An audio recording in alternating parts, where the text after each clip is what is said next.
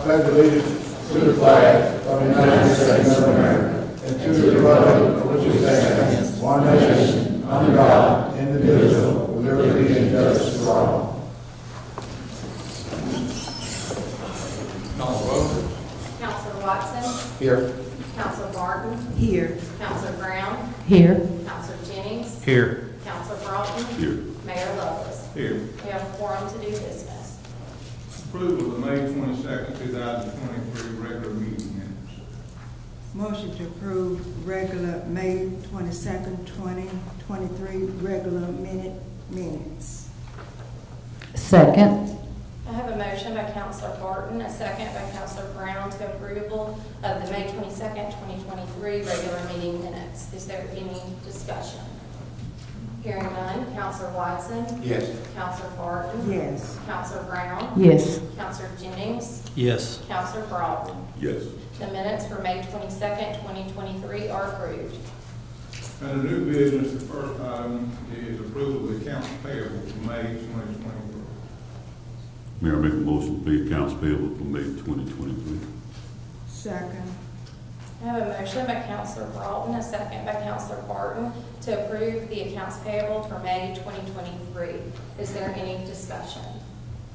Hearing none. Councilor Watson. Yes. Councilor Barton. Yes. Councilor Brown. Yes. Councilor Jennings. Yes. Councilor Broughton. Yes. The accounts payable for May 2023 are approved. The next item is Dogwood Hills Conceptual Master Plan. And previously, our engineering firm prepared conceptual drawings for Dogwood Hills 3 times, and our school system has shown a conceptual drawing of a possible school building there. We started a process that brings us this presentation more than a year ago with input from people from all walks of life here. I want to thank the council committee of Peace Broughton, David Jennings, and Kerry Brown for their work on this. Housing was identified as a drastic need by the steering committee of the 5-year update for the strategic plan that was recently approved. That need was again identified by industry and retail business leaders working on a population growth plan. We hired recognized professionals with expertise in economic development, design, and concept development, and invited people who live here to contribute their ideas to the process. In July of last year, we hired the University of Alabama Center for Economic Development and their top team for design and planning. They have spent many hours talking with stakeholders here, with the council committee, and finding the best ideas to shape our city's future. And please remember that what this is a concept design that can guide us forward. This is not an ironclad binding policy. It is a concept plan that is a guide to be used as the council sees fit. Again, I thank the council for their work and wisdom, and I'd like Matt Level and Ben Wiseman to present their work.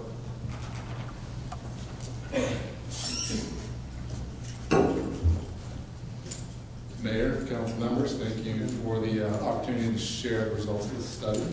My name is Matt Level, and this is my colleague. I'm, for those of you that I have not had a chance to meet yet, the others in the room, I'm an architect and urban designer by training and an economic developer. I was with the University of Alabama at the Center of Economic Development for about a dozen years, working on a variety of projects around our state, similar to the one that we've looked at here, ranging in size from concept plans up to full master plans for bigger projects. Then as a landscape architect and real estate developer that has also worked all over the state on a variety of projects, ranging in similar scales with a focus on real estate development and landscape architecture. We've each gone off on our own and have partnered with the University of Alabama to do the work that we're going to share with you today. So the outcomes of the study we'll share in a minute are basically going to follow this outline. I'll give you a quick overview of what we were asked to do as a reminder. We'll do 3 things that were really around the analysis and us getting to know this property in your community. And And then we'll finish up with the opportunities that we think come out of that and a concept plan to test those opportunities.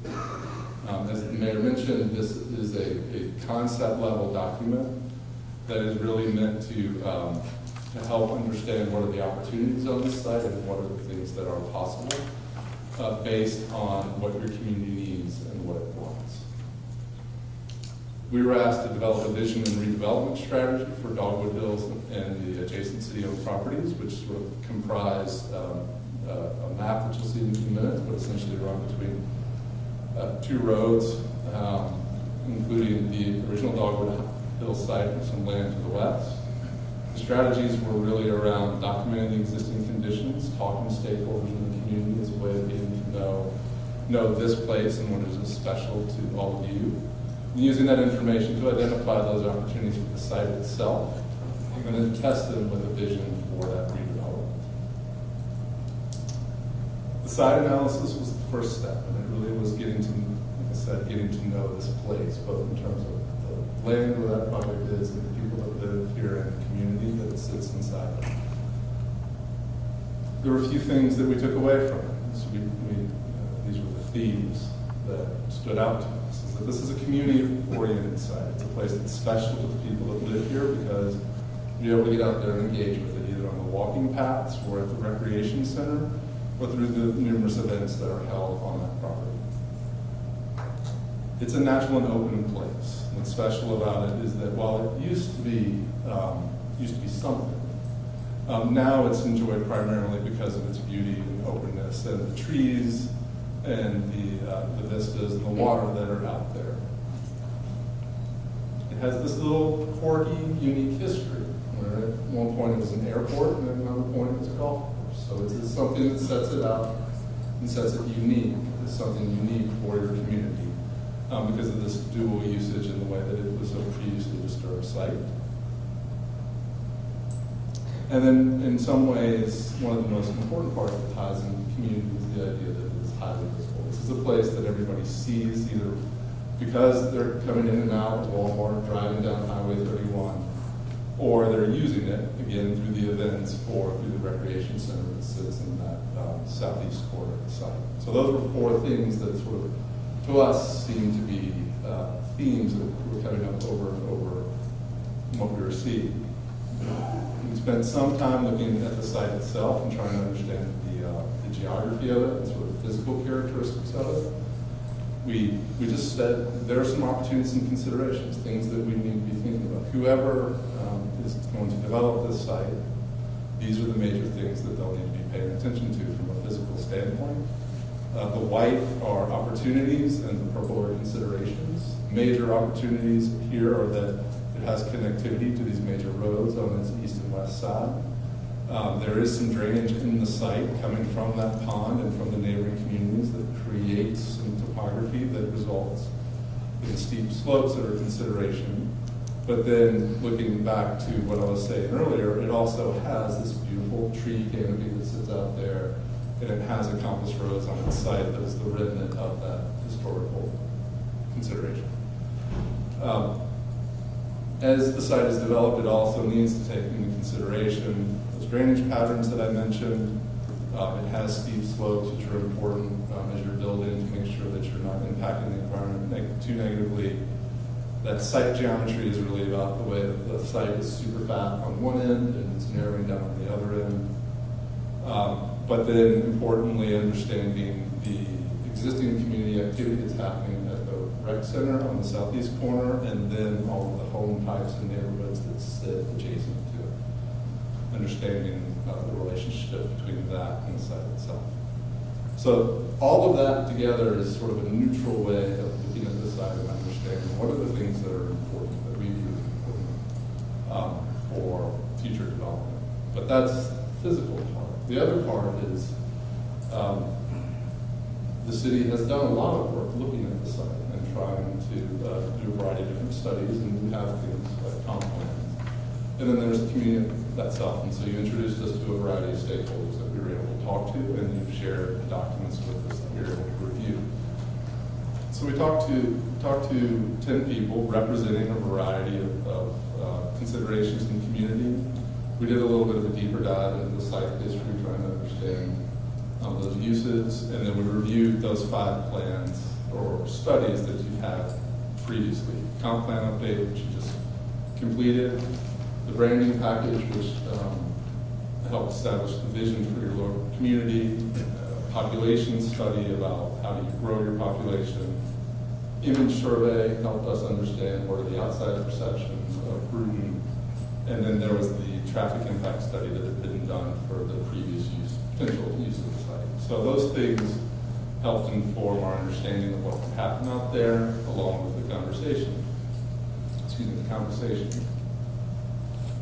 What we took away from that really fall into these 7 stakeholder themes, which I'll go through in a second, but recognizing that these themes end up being the buckets that we use to collect the information and help us organize the site, or organize our way of thinking around the site. So these are not our words, these are the things that we heard that stood out from us. So in community, we heard that Brewton is a wonderful place. Consistent that it is like Mayberry, it's a small community that enjoys that and would like to retain that character. And so with a site like this, as it grows, we want that to happen without that small town charm going away.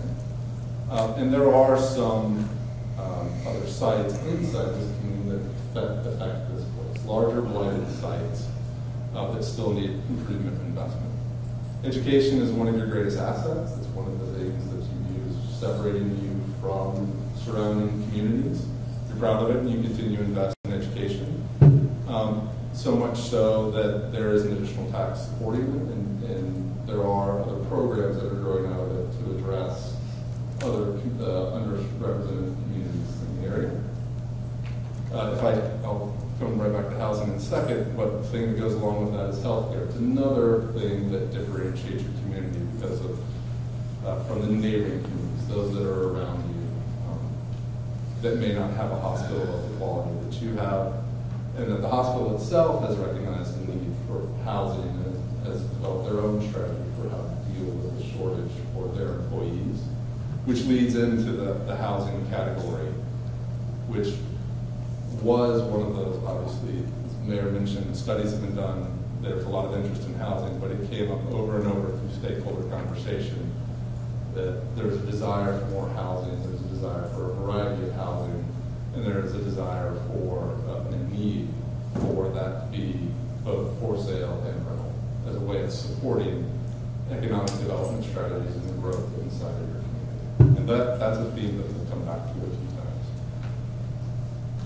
times. We heard from an economic development perspective, there's a lot of work being done towards recruiting new businesses, and that one of the comments we're hearing was being heard was that businesses are coming in, but a lot of the employees don't have a place to live inside Brewton city limits. And partially, the way that's manifesting is also that for these younger populations, going back to the Mayberry thing, that it is such a wonderful community, family-oriented community, that there's a need for a few more entertainment options that might support that population as well. Which lines up with the retail and the idea that the grocery, daycare, and some of those entertainment options are desired. And then specific to the Dogwood Hill site, people love the open space, they love the trails, they love being able to go out there. Whatever happens there is something they want to honor Brewton's past and look towards its future and become something that defines and influences where it's going in a positive way. And that there's a desire to balance preservation of what we have versus what you want to become. As those things continue to change, how do you want to manage that change? So those were the buckets that we heard from a comment standpoint from the people we talked to and the reports that we were looking at. So with that in mind, with the study of what was here and people we talked to, we also looked at housing. Very specific requests for the site. The numbers are a little small, but the way that we looked at it was we said, well, there's the city limits, Brewton. Then there's the driving radiuses, which the blobs represent, of the orange being a 5-minute driving distance and the purple being a 30-minute driving distance. And when you look at the numbers, what you see is that the 5-minute and the city limits are roughly the same, but that the population numbers and the lot value of those households increases drastically when you get to the 30-minute drive. So that's telling you that there is a population of people that are living inside this 30-minute driving radius that aren't able to be inside 5 minutes. And this is taken from a point in the middle of downtown. When you look at these numbers, this is looking at those same areas, the city limits, 5-minute, 30-minute drive. But when you get up there, you can understand that the first column is census 2010, the second is the 22 update, and then the 27 are projections looking forward. The categories are really around housing units, so what housing is available inside the community. And you can see that in 10 and 22, inside the city limits and the 5-minute driving radius, those units are staying the same, and there's a projection that without other changes, nothing, they would drop a little bit. But then when you get down to the 30-minute, you see that the growth right now is happening, or projected to happen, outside of that 5-minute radius. So inside the 30-minute radius is where your growth is tending to happen, which suggests that there is a demand for housing, and there's an expectation that there will be more housing. But that right now it's not planned to happen inside your city limits. The housing stock that you have is solid, but it falls into basically one category. It's primarily single-family housing. It's of a variety of type. You have solid, newer construction. You have a collection of historic homes inside your core and around the community. You have large lot houses that sit everywhere, and then you have some suburban development. But your housing stock is primarily, looks like this. It's houses on lots separated from each other or connected by sidewalks and roads. And then when we went back and looked at the stakeholder comments, we pulled out what, when it comes to housing, what were the focus of comments, and there were really 4 that we heard over and over. More units, we need to be available, and we need more of it. We would like to have the opportunity for rental units for a variety of reasons, but they fell into the categories of it's a way for people to try Brewton, whether they're coming here for jobs or whether they're coming here to retire or whether it's people that live here already and want to be able to stay, just don't want so much square footage. Rental units give the opportunity there, which ties into the variety of price points as well. We kept hearing this housing needs to be, a response to the housing need should be something that is affordable for new residents and new workers, so that somebody that is getting started out in a professional career has a place to land and try Brewton out to see if they would like to reside here permanently.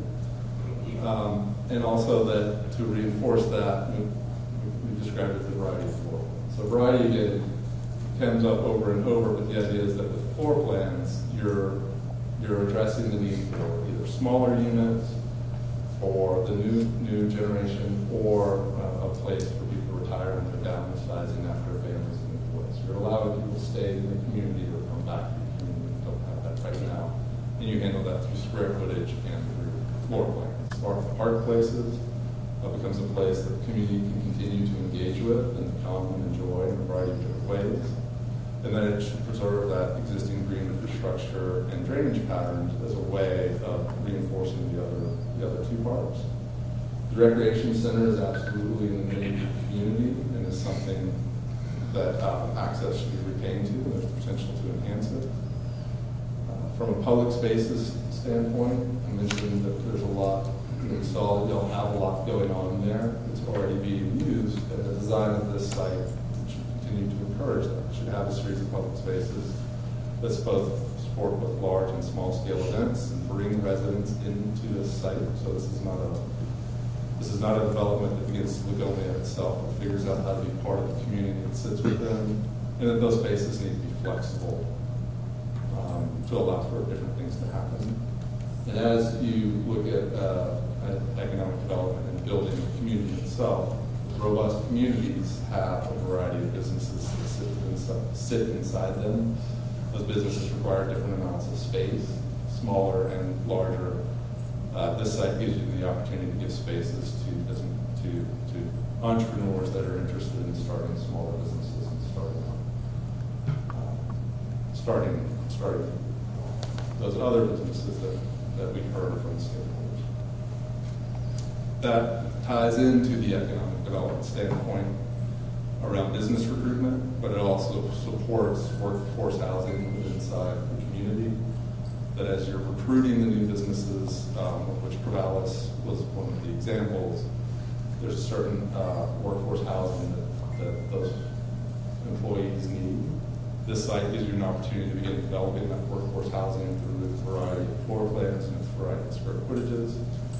But then looking at that comment around looking to the future of Brewton and what it could be, the site also looks at the city brand development. You have a branding package that you've already developed that lays out your identity and establishes Brewton as a place to grow.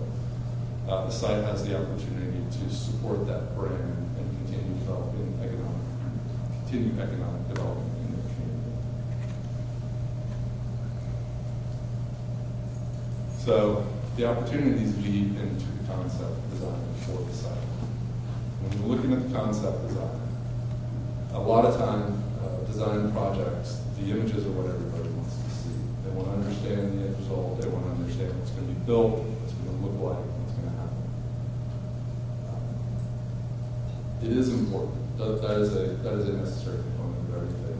But before you can do that, it's useful to have a sort of agreement or sort of a singular vision that design is responding to. So vision and mission statements are used a lot of times as the starting point for design.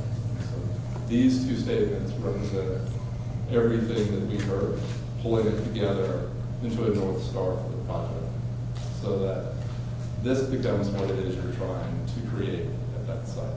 Dogwood Hills is a place where you can grow a business, it's a place where you can grow a family, and it's a place where you can grow old. That's what you're trying to create. The way you're doing that is encapsulated in the mission statement. Responsibly providing public services, infrastructure, and amenities that attract development partners.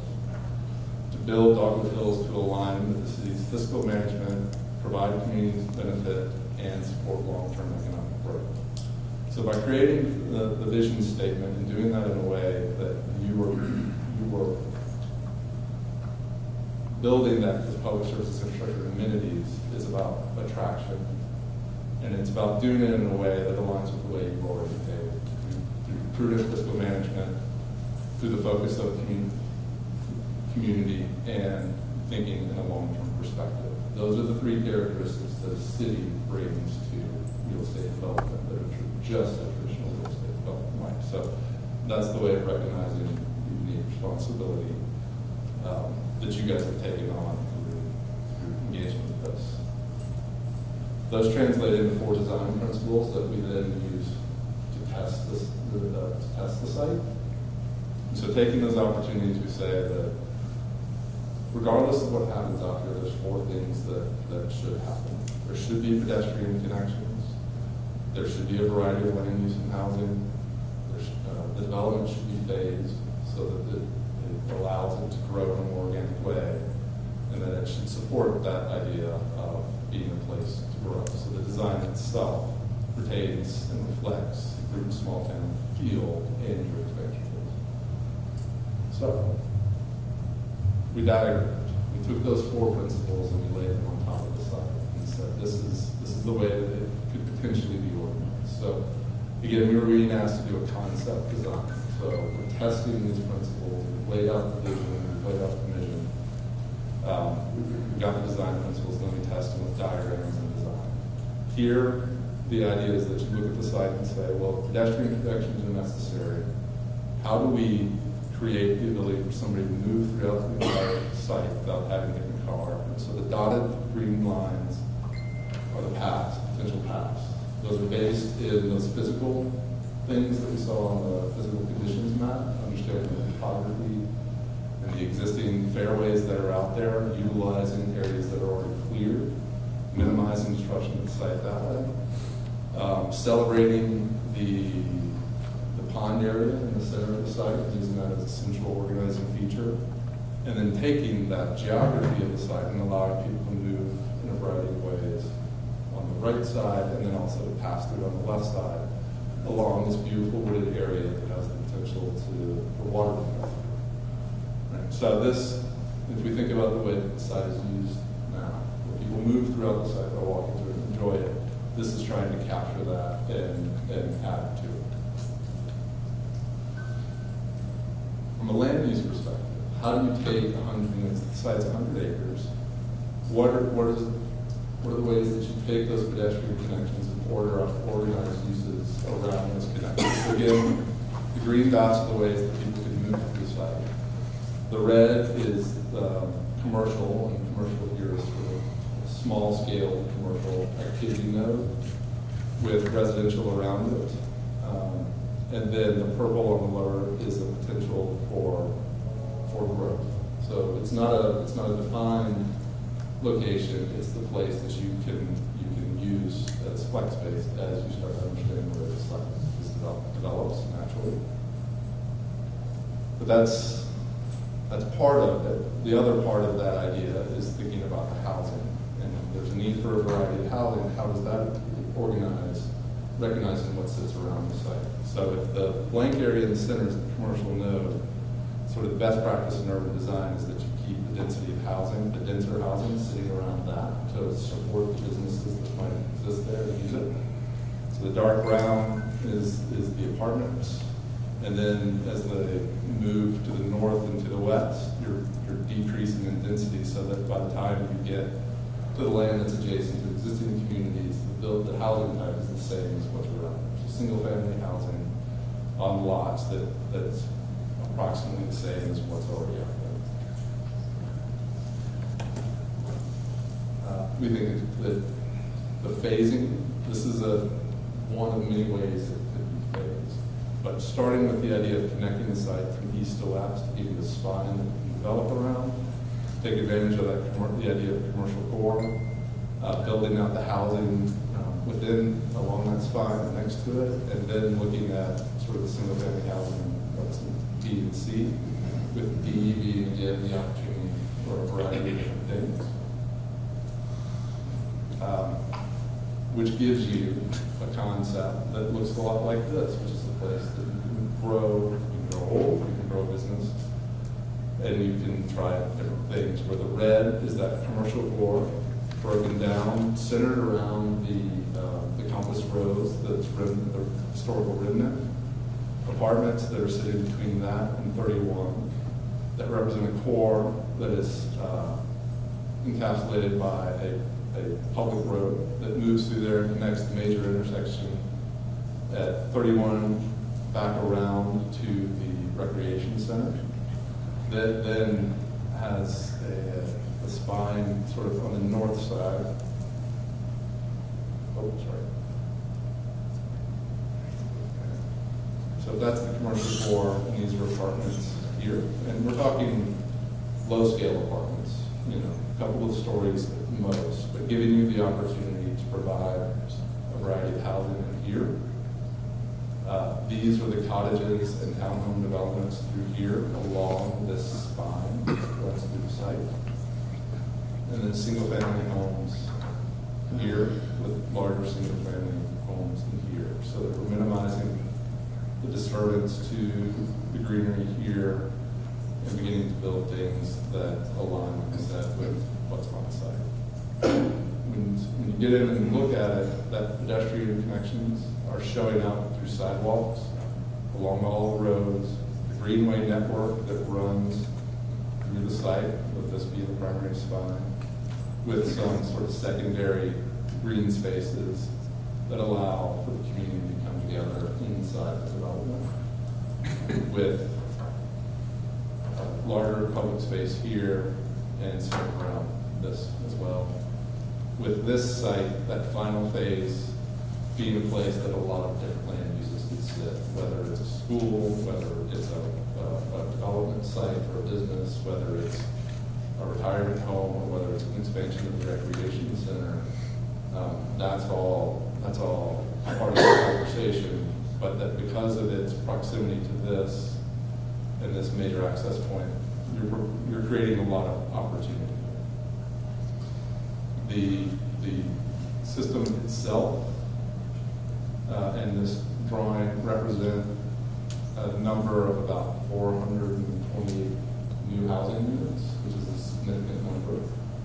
I mentioned it's a concept study, and that was one of the underlying things we said with this one as well. If the question is how do you get the value of this land, that by maximizing inside the context of those vision statements, by maximizing the number of housing units, you start getting an idea of what that land could actually be worth based on future development values. This is not something that you would want to do all at once. This is not something you would want to drop in here. The phasing diagram shows you the way that you can begin to think about it and find different partners to help you break this up and do it in different ways and have it show up in a way that's respectful to the community that which it says. So that's the concept study. That's the result of where we are. Thank you for your participation and your help. We enjoyed getting to know you and this community as we've gone through that. And we look forward to that. Thank you. Being that I don't want to leave you out, this is what's that. Anything you'd like to add? Well, I'll say just to reinforce some of the things that Matt said was that vision and mission statement represent that first understanding of what we want as a community. We have 4 design principles that begin to carry that out, of that small town charm, the housing diversity, finding those commercial opportunities for new businesses, making sure it's affordable, making sure it's places that people can start families and people who need to move down can age in place and find somewhere smaller to live.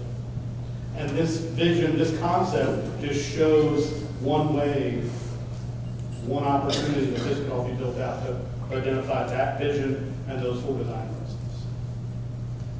Thank you. I know several members of the council, this is the first time they've seen this. Any members of the council got any questions for Matt or Ben? I got one. On the last one, that I think was number 4, the place to grow. Now, if I look at it right, the only thing in recreation I got there would be that, I guess the slide before this. Can you bet that slide? You want the map? I want a map showing all the houses and stuff on it. Yes. So what you're telling me now is, if we go to this concept, all recreation is going to be that little bottom piece down in the corner. On the very bottom here, it says existing city parking food. Right. Well, right now that represents the. What's there now? Right. I'm saying that right. So what I'm asking is, and in the purple piece with the 14 acres is the development, right? So we can come in and build more houses or businesses or whatever, right? Or it could be a I missed the beat, so understand what I'm trying to ask you. Your concept, you tell me, is that's what you think the best for us, right? The concept. We think that this is. Yeah, you said it. There you go. Yes. You see it. Now, what I'm saying is, okay, right now what I'm looking at is, I don't see no school.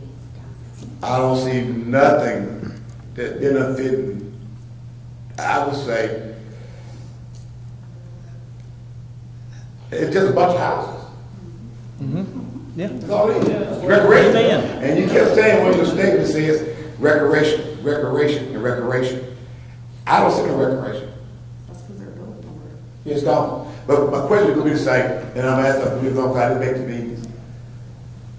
Right now, if we go over to use the concept to build this, and these affordable housing, okay? If you go back and check the numbers you had, we're losing population. We ain't got no job to bring people here. So therefore, when you back to build, it's going to be something that will be dilapidated soon, because you can't afford to pay for it. All right? And one thing people know, and honestly, I see you constantly, y'all trying to make this place to grow. But right now, the way we're going, we got that. There's nothing to draw people here. Because these houses is fine. You said move it through at one time. You should have moved it through that property somewhere. No? Or you should have had something to draw people on to say, okay, here is recreation. You talk about the trail they can walk. We got trail down at Jenny Park. We got enough trails in Brewton. You still getting that? I mean, that's my perception. I miss the meetings. So that's a great question. It's a great comment. Yeah. And I think that what you're getting at is the complexity of real estate development. Okay. Right? It's hard to know what's going to happen on the site, and it's hard to manage the risk, and it's hard to figure out what to do. But see, no, I think it's a good question. My question is really around these two things here. Does this capture? I don't want to look at what you're showing me now. I'm going to ask you a question and give me an answer again. You got it. So, Mayor, thank you for your time. Any other members of the council got a question? Thank you, Matt, I appreciate it. Thank you. Thank you.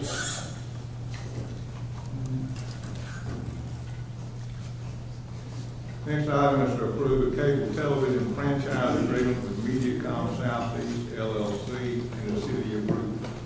That's ordinance number 23-0522-1. I call him City Clerk. This is a franchise agreement council that we talked about last time, and it was carried over to this council meeting. This is strictly for Mediacom TV. And the council previously hired an attorney who specializes in these type of agreements to review it and do an audit. And this is the final proposal from that attorney that we hired. So he agrees to move forward with this ordinance. Mayor, I have a motion to approve ordinance number 23-05221. Second. I have a motion by Councilor Watson, a second by Councilor Barton to approve ordinance 23-0522-1. Is there any discussion? Hearing none, Councilor Watson? Yes. Councilor Barton? Yes. Councilor Brown? Yes. Councilor Jennings? Yes. Councilor Broughton? Yes. Ordinance 23-0522-1 is approved. Next item is to approve an extension of the rezoning property located at 1515 Douglas Avenue, Brewton. That's resolution 23-0605-2. I call him Rocco.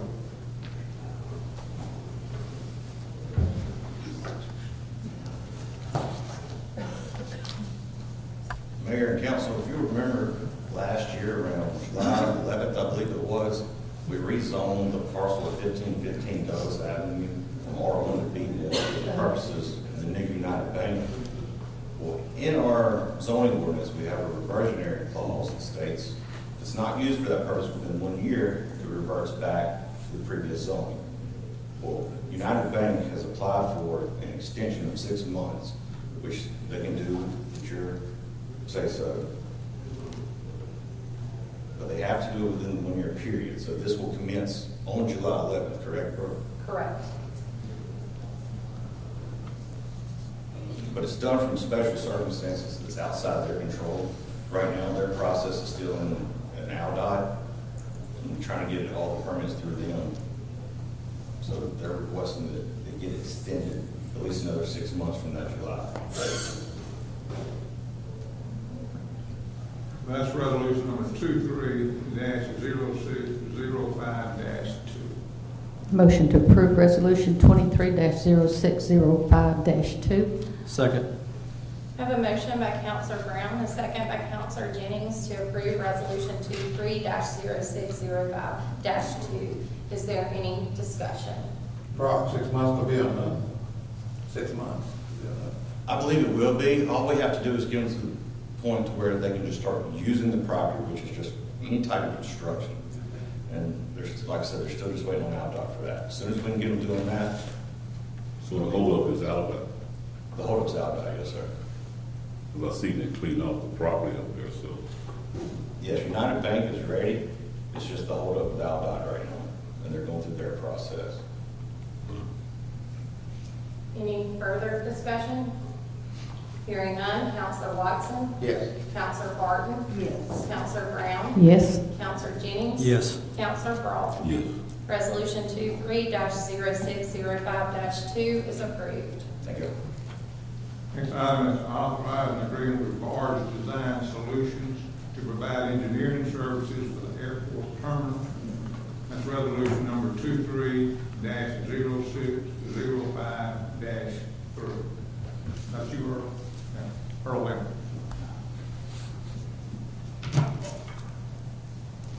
Yes, Mayor and Council, Earl Lambert, I manage the airport for the city. We've got a unusual opportunity that has come up in the form of the bilateral infrastructure bill. And this was the current administration came out of Washington. President Biden put together, it was over $1 trillion altogether, but they carved out $500 million for airports.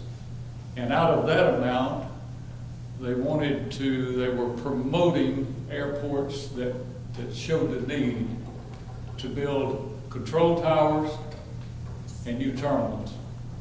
Now, I'll say this, most people when you say airport terminal, they think about Atlanta International or monorails and that kind of stuff, but even a small airport like Brewton, you have to have a terminal, somewhere people come in and stage for waiting on a flight, or the pilots come in and do their pre-flight work. And so our terminal at Brewton is vintage 1970.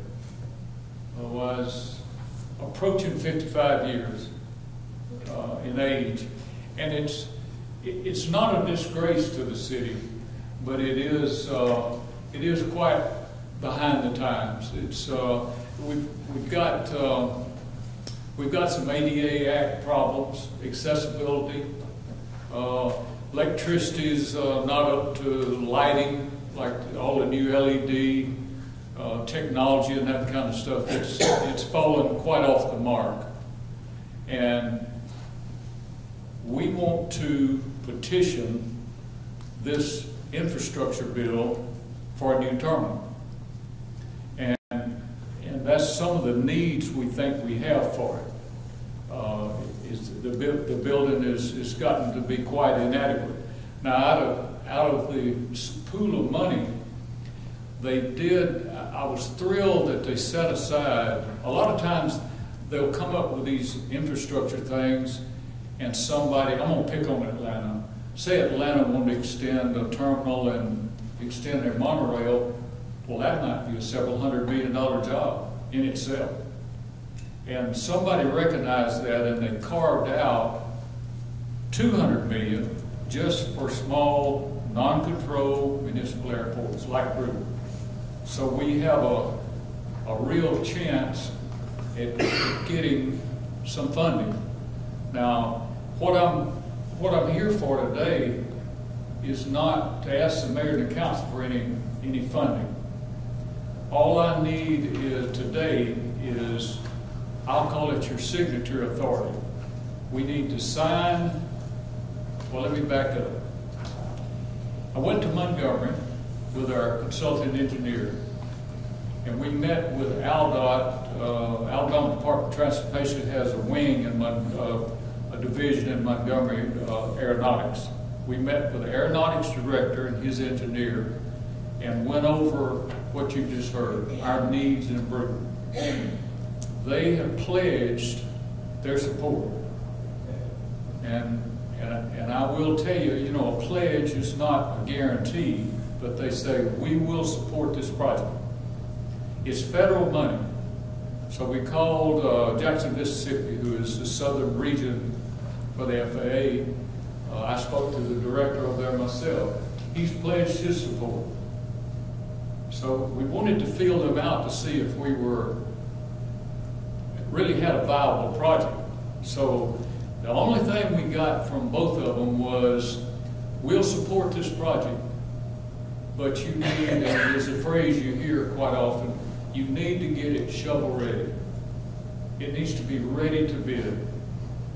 You need to design a new building, look at your site plan, look at your utility infrastructure. And I will tell you, a lot of that is in very good shape. We have 3-phase power, we got a sewer hookup, we got community water. Everything's there for this project. But they wanted what they call shovel ready. And that's the reason I'm here today. Our consulting design engineer firm, they've come up with an estimate, and I don't have the exact total. I think the clerk's got it, but it's in just a little in excess of $100,000. And what I need is your authority. You're okay to let the mayor execute that agreement. Now, here's what'll happen with that. Once you agree to that, they'll start this work, and they'll get it, quote, shovel ready. That means ready to bid. If we get the grant, it'll be ready to bid. If we get the grant, they'll pay for this this work that I want to get funded tonight. That'll be a reimbursement in the grant. And you might say, what if you don't get the grant? Well, we've got game plan 2. We get, since COVID, we're getting $309,000 a year entitlement. And that's to be spent pretty much however we see fit in improvements to the airport. I've got 2 years of that rolled up. They'll let you roll that money. If you don't have a project, you can roll it. If I have 3.5+ years of my entitlement, we can build it that way, the new terminal. If the Fed deal falls out, we have got another plan. And then we're working on the third plan. The old day, the earmark, there's some earmarks back. There used to be a lot of earmarks. They went away. Well, they're back in a certain amount. We think we can get some help politically, either politically, FAA, state, some of all of the above. So we got kind of 3 guarantees, if you will. But tonight, I want to ask your approval to let the city enter in this contract to get this ready to bid. And then we're going to get out and promote it. And we've got, there's 3 more years we can put it to the federal. 2 years are gone, but it'll be the grant cycle will start again in September. And then there'll be 2 years after that. But our entitlement money goes on every year, the 309. And we've been holding up our projects where we can roll up some funds. That's basically what I've got tonight. Any questions? You say you got 2 years rolled up already? I've got, yes. We've got over 600,000 rolled now. And I will tell you, I'll be totally transparent with you, where our intention was to use that money. We need to build some more hangars. There's quite a demand. I get a call sometimes weekly. We're full, we've been full. But if we get this federal grant for the terminal, the money I've got rolled up, we're going to start looking at adding some more T-hangars. That'd be a win-win. And the last thing I'll say, and this is for the city's benefit, I've got a verbal agreement from the Navy. If we can build a new terminal, as soon as we move out, they want our old building, and they'll execute a 25-year lease. And it's just be a wonderful. It's just a cash flow for the city. And they've been wanting a new building, and COVID kind of got us. We were fixing to bid that, and we thought it was going to be about a $500,000 deal, and we got a couple of felt some contractors out. It jumped to $1 million just overnight with all the COVID stuff, and the material wood went so high. So both the city and the Navy tabled that. They said, oh, we can't afford that right now. So, but they've heard about this terminal, and they said, we want your old facility. And that would be, a lot of places might tear it down. They want it. So, that's all I've got, and I appreciate you guys' consideration. Earl, the money you're asking for tonight is going to come out of the rolled up money that you've had for 2 years, the $112,000? Actually, Councilman, I may have to defer the real answer to that. My engineer is saying, this is a for instance, if we get this ready, shovel ready, everything ready to bid, and we're successful in September, the city won't ever have to fund any of it. And even if we go to paying Plan B, back to the state and the rolled up money, they still may not bill us. If they're not, they give me their word, the minute they pass the drawings to me, they're not going to have a bill. But if a bill got submitted, it would come out of your rolled up money? Yes. Okay. Is there It'd come out of that, or federal, or earmark, or all of the above. Is there and that's within the guidelines of how you can spend that money, obviously? Oh, yes. Okay. Yes. It's got to be for certain improvements, and there are a few little strings attached. There's no strings with this VIL money out of Washington. But the rolled up money, if we do anything on the airport that creates income, like Kill Farm, or maybe this building, if it tied into this lease with the Navy, then they make us assure them, and I'll use their word, there are no airside violations. And what that means is you can't use your money to make money and then the next year say, oh, I got a big hole in the runway. Everything's got to be fixed.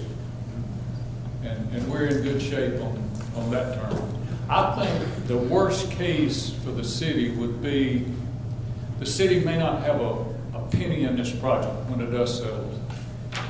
Could have 5%. We have had 10 some years, but since COVID, the grant match has been zero out of the feds. So, but they've convinced me that we just don't have a real good, we don't have as good a chance to submit this to the feds unless it shows that if we have it ready to bid, shovel ready, we're serious.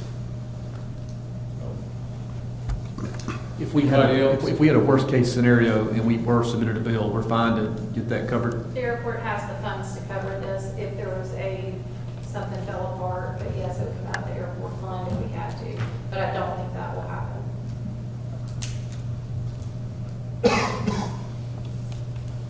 And that's resolution 23-0605-3. Mayor, I'd like to make that resolution, motion to approve resolution 230605-3. Second. I have a motion by Councilor Broughton, a second by Councilor Jennings to approve resolution 23-0605-3. Is there any discussion? Hearing none, Councilor Watson? Yes. Councilor Barton? Yes. Councilor Brown? Yes. Councilor Jennings? Yes. Councilor Broughton? Yes. Resolution 23-0605-3 is approved. Thank you. I appreciate your trust in him. Next item is to approve a recreation agreement with Mill Land, Alabama, Inc. That's resolution number 23-0605-4. I call the city clerk. Councilors, this is a continuation of agreement you already approved. These are 2-year agreements. We found that there are small pockets of areas. It says 30 acres in the resolution, but they're in 3 separate places. That is owned by Neil Land. They're willing to lease us this property for $600 a year. We have a lot of events in O'Bannon. We have runs in that park, and we need permission to be able to utilize those areas. So that's what this agreement is about. Motion to approve resolution 2023-0605-4. Second. I have a motion by Counselor Barton, a second by Counselor Brown to approve Resolution 0605-4. Is there any discussion? On the term of agreement, so it'd be just a 2-year lease. Yes. It's around redo every 2 years. Yes, sir. And it would have to go back to the council at that point. Any further discussion? Counselor Watson? Yes. Counselor Barton? Yes. Counselor Brown? Yes. Counselor Jennings? Yes. Counselor Broughton? Yes. Resolution 23-0605-4 is approved. Next item is to authorize a cooperative maintenance agreement with Alabama Department of Transportation for right-of-way located at 1515 Douglas Avenue. Resolution number 23-0605-5. If you want to go over that, since you did research.